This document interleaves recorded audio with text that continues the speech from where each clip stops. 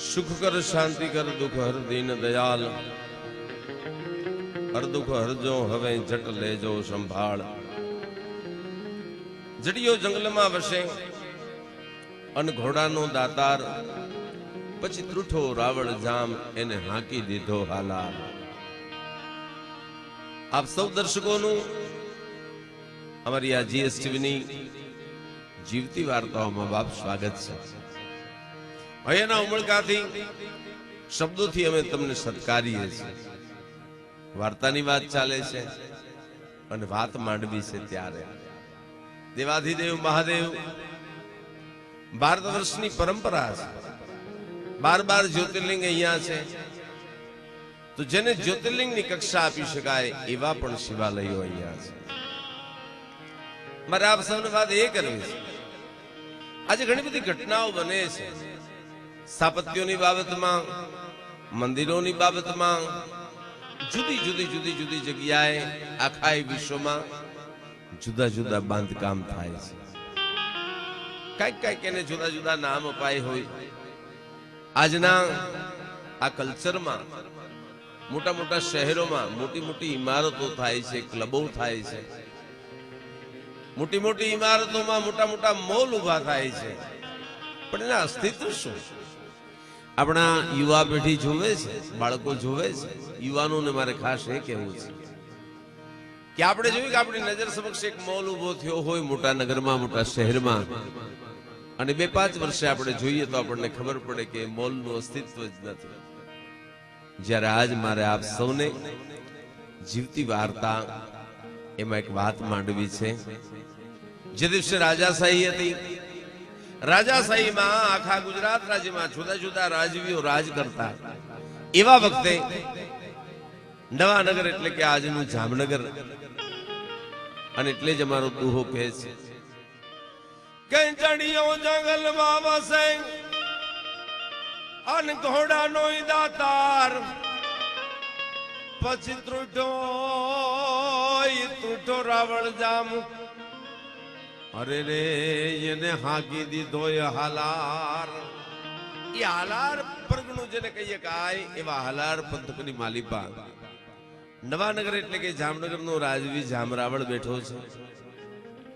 राजदरबारमांथी जामरावळ अचानक उभा थई जाय छे। उभा थाय छे એટલે પ્રધાનો અને કારભારીઓ પૂછે છે કે મહારાજ આપ એમ કેમ ઉભા થયા? કે મને માથામાં થોડાક સલાકા વાગે છે, મને માથું બહુ દુખે છે। ઓહો નવાનગરના જામનગરના ધણીને માથામાં આંચકો આવે એટલે તો બાપા આખા રાજને આંચકો આવ્યો। દોડાદોડ થઈ ગઈ। પોતે રાણીવાસમાં જતા રહ્યા। રાણીઓ ચારે બાજુ વિટળાઈને ઊભી રહી ગયા છે અને દાસીઓ વિટળાઈને ઊભી રહી છે। વૈદોને અને હકીમોને બોલાવ્યા છે પણ આ તો રોજનું 5-15 દી થાય જ્યાં વાદળ બંધાય જ્યાં પવન થાય ચોમાસું આવે જામરાવળને માથાનો દુખાવો વધતો જ જાય છે। એમાં એમ કહેવાય છે કે એક વખત દરબારમાં કચેરીમાં હગડેઠઠ માણસ બેઠું છે અને પૂછવામાં આવે છે કે એવો કોઈ વૈદ્ય નથી જે મહારાજના માથાનો દુખાવો મટાડી શકે? કે ના એવો તો કોઈ વૈદ્ય નથી પણ આપણા નવાનગરના પરગણામાં एक बाजूमां नानुं एवुं गाम छे त्यां पंजू भट्ट नामनो ब्राह्मण छे, विद्वान छे, पूजनीय छे अने ए पंजू भट्ट छे ए त्रिकाल ज्ञाननो जाणकार छे। महाराजा कदाच एने बोलावी तो तमारा आ माथाना दुखावानुं निराकरण लावी शके। महाराजाए हुकम कर्यो, 2 घोड़ेसवारोने रवाना कर्या, जाओ पंजू भट्टने लई आओ। 2 घोड़ेसवारो पंजू भट्टना गाममां पहोंची गया। कोईने पूछे छे, कोई खड़की बतावे छे, हामी ऊभी शेरीए हाल्या जाओ अने हामी खड़की देखाय ए पंजू भट्टनी छे। पंजू भट्टना आंगणे आवी राजना माणसो वात करे छे, पंजू भट्ट तमारुं नाम छे? के हाँ। के अमने बीजी काई खबर नथी पण महाराजाए हुकम कर्यो छे तमने अटाणे ने अटाणे लई जवाना छे। पंजू भट्ट विचारमां पड़ी गया। राजमा मने बोलावे छे, दरबारे हुकम कर्यो छे, शुं बोले छे? के भाई काई कामकाज काई कशुं ज अमने खबर नथी। अमारे तो मात्र हुकमनुं पालन करवानुं होय એટલે અત્યારે અત્યારે अब घड़ी आप तैयार थई जाओ। पंजू भट्टे ગોરભાએ ગોરાણીને ફળિયામાં ઉભા ઉભા કીધું કે ગોરાણી સાંભળો છો, મને રાજના દરબારના માણસો લેવા આવ્યા છે, હું નીકળું છું, મારે જવાનું છે, પણ મને ખબર નથી કેટલા દિવસ રોકાવાનું છે, કેટલા દિવસ રોકાવાનું છે.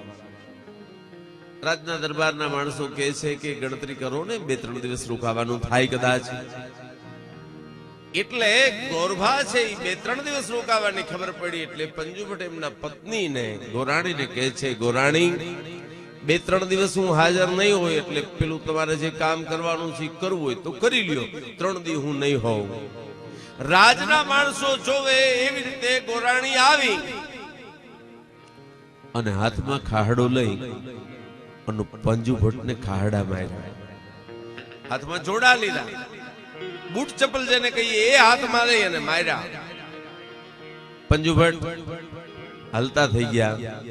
દરબારી માણસો પૂછે છે, રાજના માણસો પૂછે છે, ગોરબા વિદ્વાન છો, જ્ઞાની છો, ગોરાણી પણ સંસ્કારી અને વિવેકી છે, છતાંય અમને સમજાયું નહીં કે આ જોડા લઈ અને તમને આવી રીતે તમને માર્યા, એનું કારણ શું? અને ત્યારે પંજુભટ્ટ એટલું કહે છે કે હું તો ત્રિકાળ જ્ઞાની છું, એટલે તમને કહું છું, એક યુગમાં ગંગા કિનારે આ મારી ગોરાણી રહીને એ ગાય હતી અને હું ત્યારે કાગડો હતો. ગંગા કિનારે આ ગાય રોજ ઘાસ ચરવા આવે અને એના ઉપર હું કાગડો બની અને રોજ એને ચાંચું મારવા આવતો. એક દિવસ એવું બન્યું કે એક વખત હું એને ચાંચ મારતો તો એમાં ગાયનો પગ છે એ ગંગા કિનારે લપસ્યો, આખે આખી ગાય, પણ હું મોહમાં હતો એટલે હું ઉડી ન શક્યો.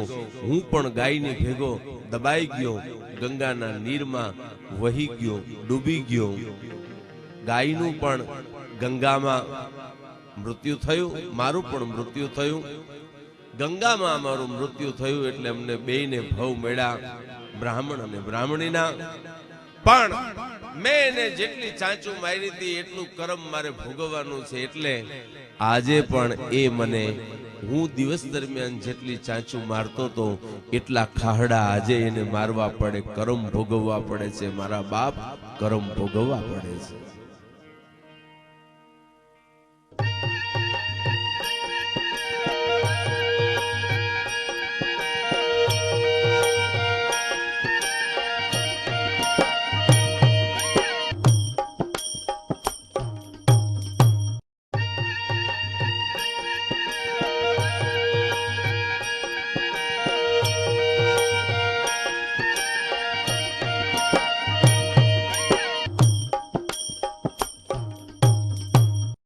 કરેલા કર્મ છે એ ભોગવવા પડતા હોય છે.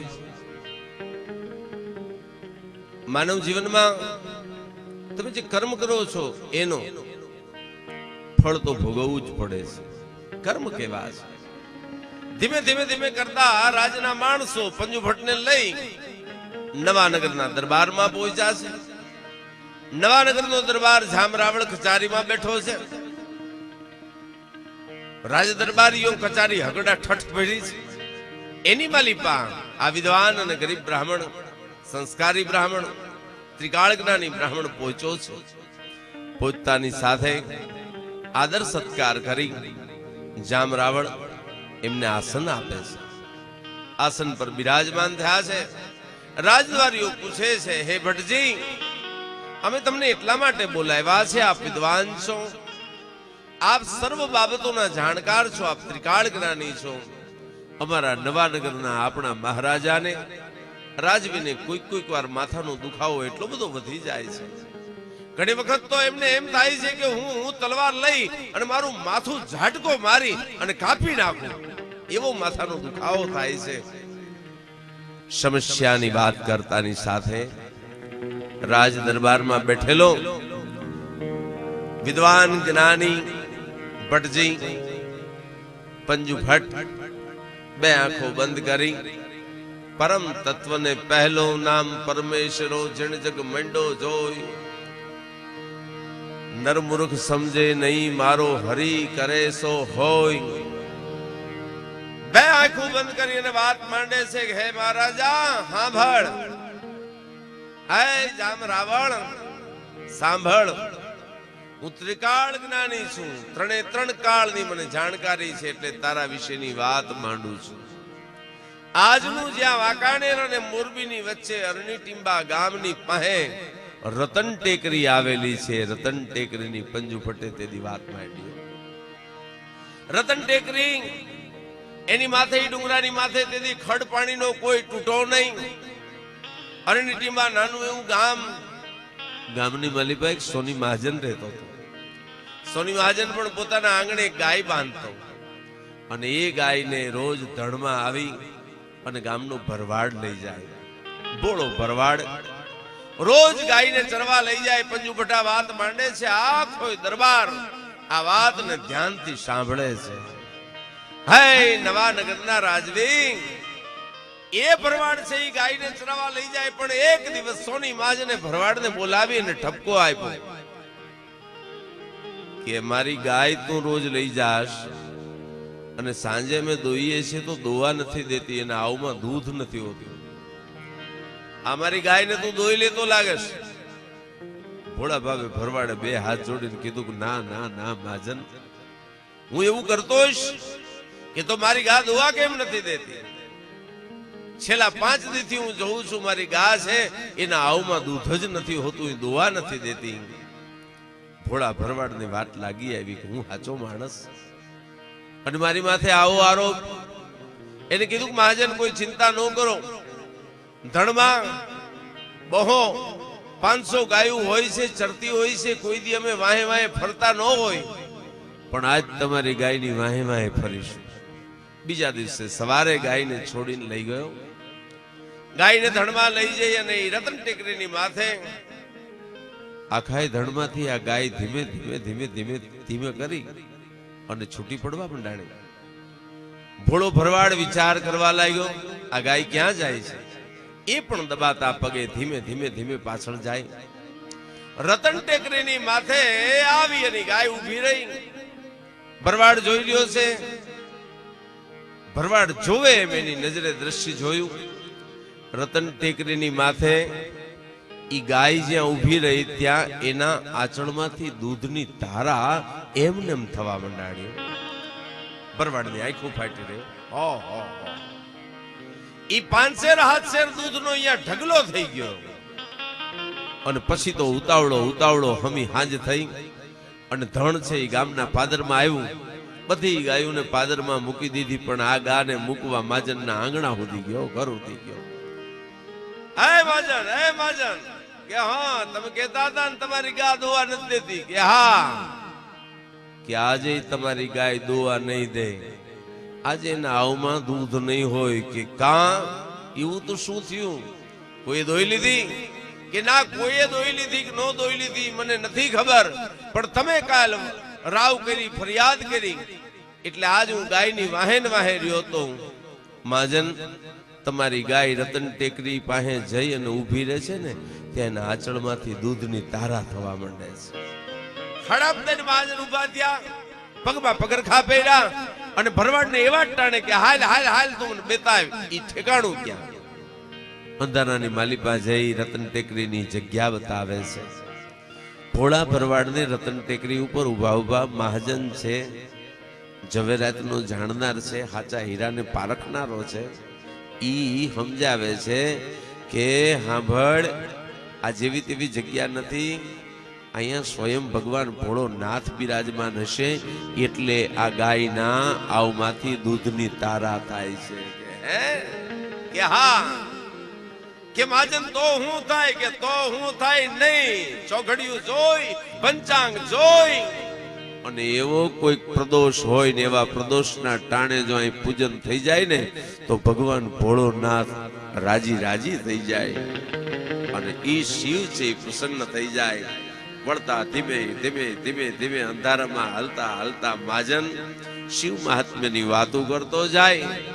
ભોળો ભરવાડ સાંભળતો જાય અને છેલ્લે ગામના પાદરમાં આવતા કીધું કે કોઈક ભાગ્યશાળી એવો હોય કે કદાચ કમળ પૂજા ખાય. કે માજાન ઈ કમળ પૂજા એટલે હું કે બ્રાહ્મણ પાસે જોશી પાસે જોવરાવી પ્રદોષનું ટાણું હોય, અમાસ હોય, સોમવાર હોય, આવું કોઈ ટાણું હોય ને એવા ટાણે નાઈ ધોઈ અને એવી જગ્યાએ જો માણસ પોતાના અંગ છે એ ધરાવી દે ભગવાન ભોળાનાથને તો શિવ પ્રસન્ન થઈ જાય અને માગે ઈ આપે.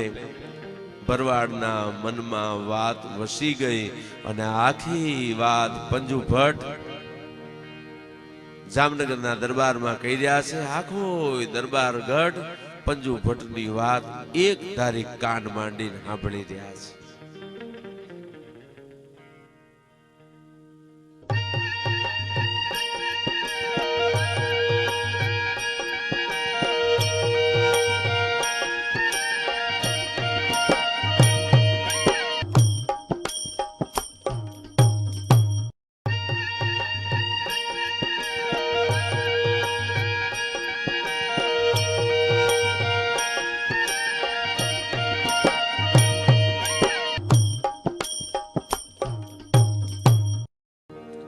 પછી તો ધીમે ધીમે ધીમે પંજુ ભટ્ટે જામનગર દરબારમાં વાત માંડી છે.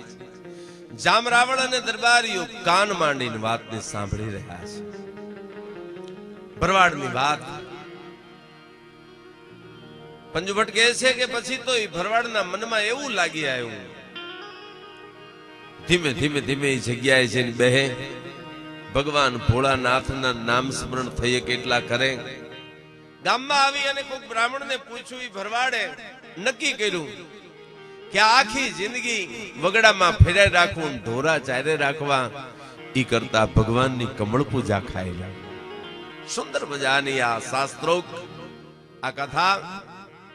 અને પછી તો એમ કહેવાય છે કે તિથિવાર નક્કી કર્યા મુજબ, પંચાંગ જોયા મુજબ, બ્રાહ્મણે સમજાવ્યા મુજબ એ વાર તહેવાર પાંચે પાંચ અંગ એ જોઈ, ગ્રહ નક્ષત્ર યોગ વાર તિથિ આ પાંચે પાંચ અંગને જોઈ અને તે દિવસે ભરવાડ સવારના પોરમાં સ્નાન કરી એ જગ્યા ઉપર પહોંચ્યો જ્યાં ગાયના આંચળમાંથી દૂધની તારા થતી.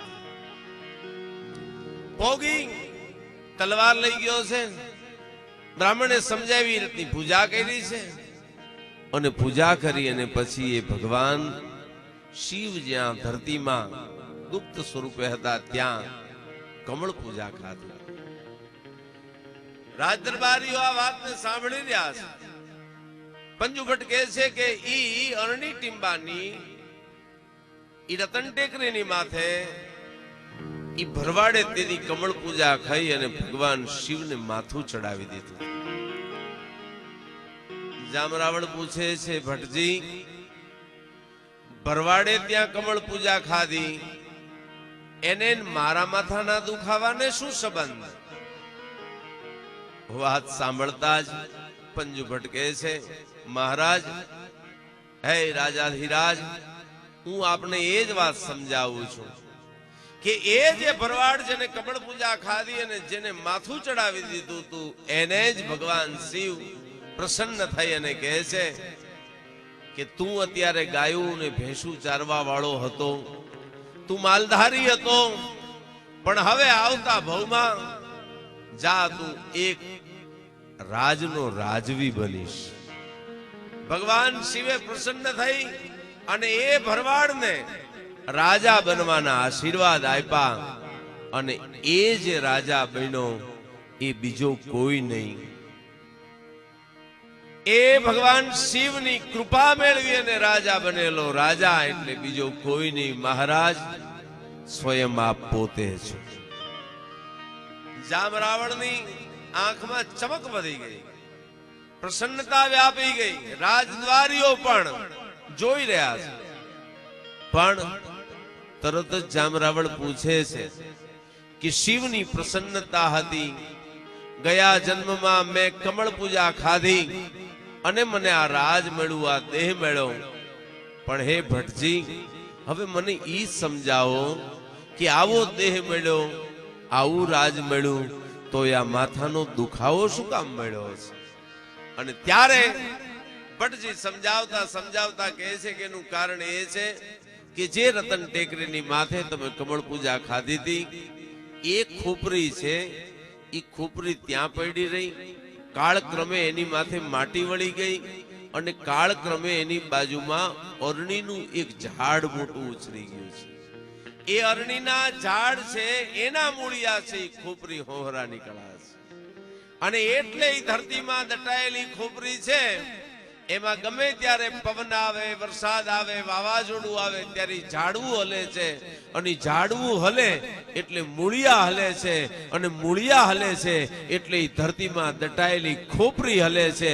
અને ખોપરી હલે છે ને એટલે અહીંયા તને બાપ માથામાં સડાકા વાગે છે, માથામાં સડાકા વાગે છે. જામરાવળ ઉભા થઈ ગયા, ભટ્ટજીને પગે લાગ્યા છે અને કહે છે કે હવે આનું નિરાકરણ શું? ક્યાંનું નિરાકરણ કાંઈ નહીં, હાલો આપણે જગ્યાએ પહોંચી અને આખો રસાલો નવાનગર દરબારનો, જામ રાવળનો એ આખો રસાલો તે દિવસે એમ કહેવાય છે એ રતન ટેકરીની માથે પહોંચ્યા. અને રતન ટેકરી પાસે જઈ એ જ અરણીનું વૃક્ષ, એ અરણીના વૃક્ષને જોયું. બાજુમાં ખાડો ગળાયો છે, રાજના માણસો ઉભા છે, સ્વયં જામ રાવળ પોતે પણ ઉભા છે. અને જેમ ખાડો ગાળતા જાય અને ત્યારે ત્યાં જે અરણીનું ઝાડ હતું એને હલાયું, હલાવતાની હારે માથામાં ફડાકો લાગ્યો કે ભટ્ટજી પ્રાણ નીકળી જશે, જીવ નીકળી જશે, કે કાંઈ ન થાય. જોયું ત્યાં અંદરથી ખોપરી નીકળી અને ખોપરીમાંથી એ મૂળિયા નીકળેલા. અને એ મૂળિયાને કાપવા માટે કોઈ હલે નહીં, સેજે જામરાવળને દુખાવો થાય નહીં. પણ જામરાવળને ભટ્ટજી કહે છે કે હવે તલવાર કાઢી અને એક ઝાટકો મારો, અને ઝાટકો મારી અને આ મૂળિયાને કાપી નાખો. પણ ઝાટકો મારતાની હારે તો માથાની માથે વીજળી પડી એવો કડાકો થયો, પણ હડપ દઈને ઘા કર્યો. ઘા કરતાની હારે ખોપરી એક બાજુ અને માથાનો દુખાવો મટી ગયો. ત્યારે પંજુ ભટ્ટે જામરાવળ પાસે ત્યાં રતન ટેકરીની માથે એક શિવલિંગની સ્થાપના કરાવી. અને એ શિવલિંગની સ્થાપના કરાવી એટલે જ એ શિવાલય બીજું કોઈ નહીં, આજનું જડેશ્વર. અને એટલે જડિયો જંગલમાં વસે ઘોડાનો દાતાર, એ જડિયો જંગલમાં વસે જન ઘોડાનો દાતાર. પછી ત્રુટો રાવળ જામ એને હાંકી દીધો હાલાર, એને હાંકી દીધો હાલાર. કહેવાની વાત એ જ વાતની, સંદર્ભની, જડેશ્વરની આ જ કથાને હું એક બીજી કથા સ્વરૂપે પણ જીવતી વાર્તામાં લઈ આવીશ. રાજા મહારાજાઓએ નાની એવી ટેકરી ઉપર શિવાલય બાંધ્યું હતું. આજે આપ જાઓ તો આપને દેખાશે. કહેવાની વાત આજના બાંધકામો, આજની ઇમારતો એનું આયુષ્ય નથી હોતું. જ્યારે ભારત વર્ષમાં આવા અનેક બાંધકામો છે જે થઈ ગયા છે એની પાછળ આવી જીવતી વાર્તા પડી હોય છે. કહેવાની વાત મોટી મોટી ઇમારતો બનાવો એ જીવતી ન રહે, પણ એ ઇમારતની પાછળ કોઈક આવી વાર્તા જીવતી હોય તો ઇમારતો જીવતી રહે. વાતુના આધારે વળી પાછા માણશું આવી જ એક નવી વાત. જટાકટા સંભ્રમમ ભ્રમમ નિલિમ્પ નિર્જરી લોલ વિચ વલ્લરી વિરાજમાન મૂર્ધની જગત જગત જવલ્લલાટ પટ પાવકે કિશોર ચંદ્ર શેખર રતિ પ્રતિક્ષણમ મમ ધરાધરેન નંદની વિલાસ બંધ બંધુર રદ્દિગંત સંતતિ પ્રમોદમાન માન જય